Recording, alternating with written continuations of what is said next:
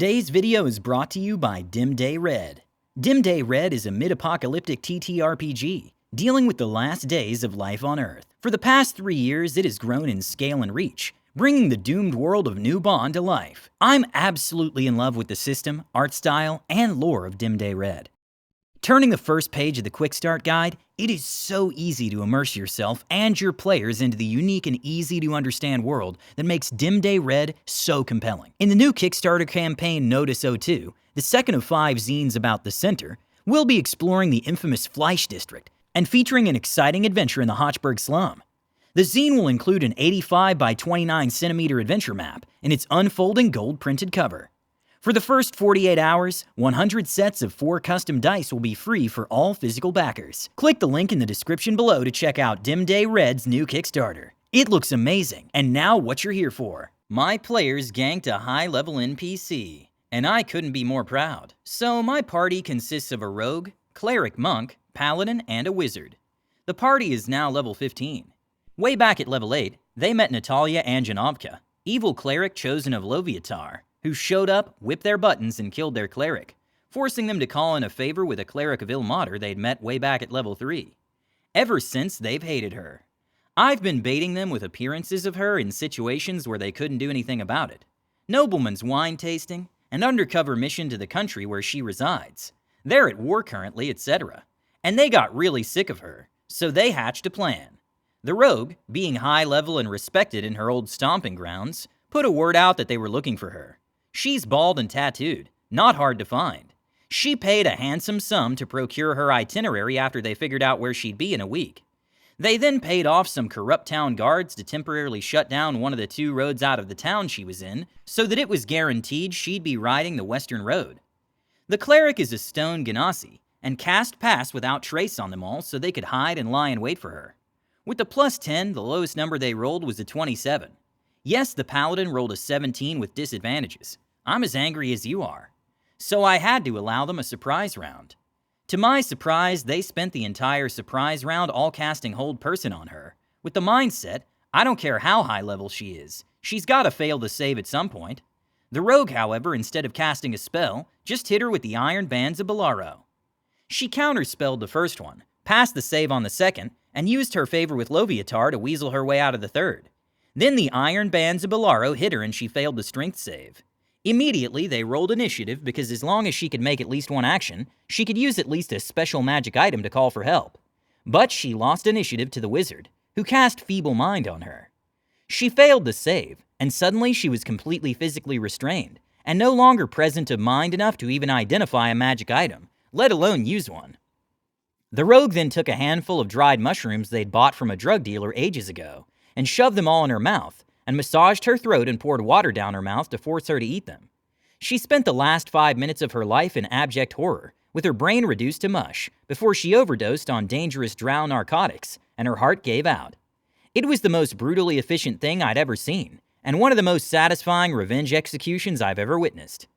I know there was some kind of DMBS I could have pulled to have her get out alive, but after the look on their faces, the teamwork and the cheering from the table, I couldn't bring myself to take the win from them.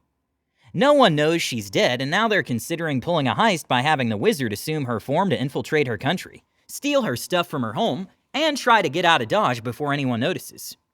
Teamwork makes the dream work, or murder work. This next story is a surprisingly wholesome story about a party working together to kick one of their members out. And it was a beautiful, emotional piece of storytelling. I loved every minute of it. I see so often in this sub people advising DMs against PvP, or against big twists that involve emotional moments like this. I'm here to say it can be done well. It can, of course, also be done poorly.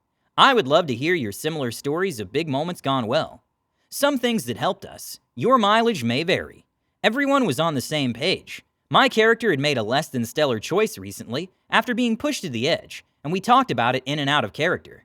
Everyone had the ability to say no at any point. We all were friends outside the game, knew each other's boundaries, and what we thought would be fun in a session. When it came time to make the decision for my character to be forgiven or kicked, me and another player broke character and went and talked privately and laid ground rules for what I was comfortable with and what I didn't want to happen. I still left the final decision and exactly how it would play out to them, keeping it fun and a surprise. My character was not killed, A boundary I set and everyone agreed to, and instead became an NPC, and will likely still have a part to play in this story. The DM also asked me questions afterwards about boundaries with that character, and things I thought they might do. Ultimately, I said do whatever within XYZ bounds. I trust my DM to make good decisions for my boy, or bad ones which are just as fun. Will my character disappear into the wilderness?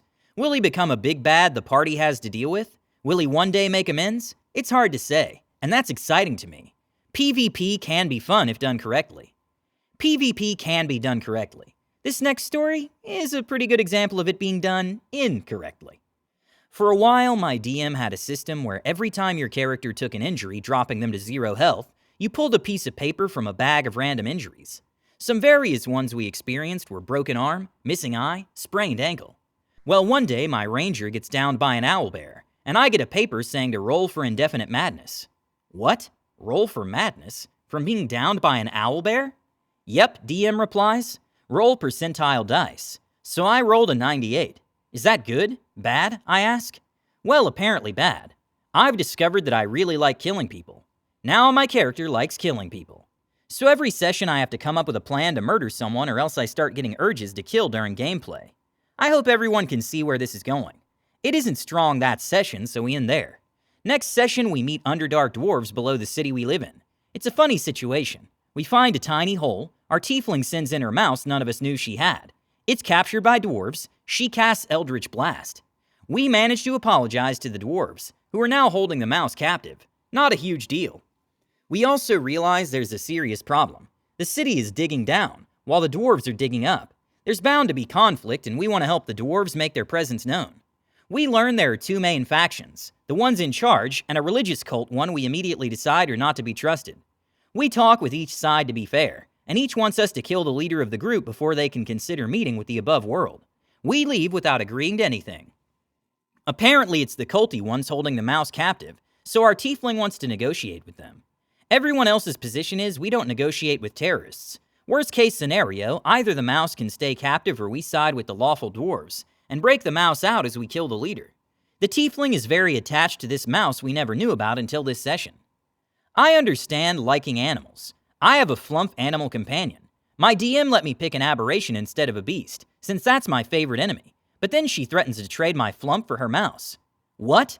Girl, you're the one who released your mouse into unknown hostile territory. Why should I be punished for your mistakes? Why so desperate for a mouse none of us even knew about? I'm mad and we end the session there. I feel bad for indiscriminately killing. So after that argument between my character and our tiefling cleric, I go out and find a tiefling who looks kinda like her and kill her. Yes, bad racial profiling, but also I feel bad killing anyone, period. I'm still coming to terms with who my character is. I throw away the knife in disgust after the deed is done. Apparently, though, I'm not the only character who gets to do things outside of the session, because as we re-enter the dwarven lands, we find the tiefling, our party member, trying to kill the lawful dwarf leader, along with some other tieflings. They're apparently all part of a tiefling faction, who wants to find ways for tieflings out of the city, because their living conditions suck, fair, and they're being killed randomly. Oops. They met with the culty faction without us knowing, agreeing to kill the leader in exchange for shelter and the damn mouse. Everyone else in our party is mad and we have to fight her and the tiefling buddies she brought. Then we win, tie them up, apologize to the dwarves again, and head up. In an alleyway, we wake her up and we start arguing, while the DM cues me on my madness, telling me I really want to kill. I listen to the conversation for a while, as she makes excuses and refuses to consider our point of view. At this point, I'm realizing out of character our party is never going to work with someone constantly undermining everything we do. Finally, after 2 more cues, I draw my blade and succumb to the madness. Then we take care of the other tieflings, haul them into a cart, and dump them into the water where all the dead bodies in the city go. Later on, we actually fight her corpse. Something has been resurrecting the ocean bodies, so we get a pretty cool boss fight there. But after that, the DM stops using the random injury system, and we decide my flump can eat my murderous thoughts. I don't have to kill any more party members after that. Handling PvP or CVC in Dungeons & Dragons is a really tricky slippery slope of upset players and frustrated DMs. Personally, I have a hard line of 0 PvP in my games. What are your thoughts on PvP? Has it gone well? Terribly? Please share your experiences in the comments below. Before we take our leave, don't forget to subscribe to our channel All Things D&D. Stay tuned for more amazing Dungeons & Dragons content every week.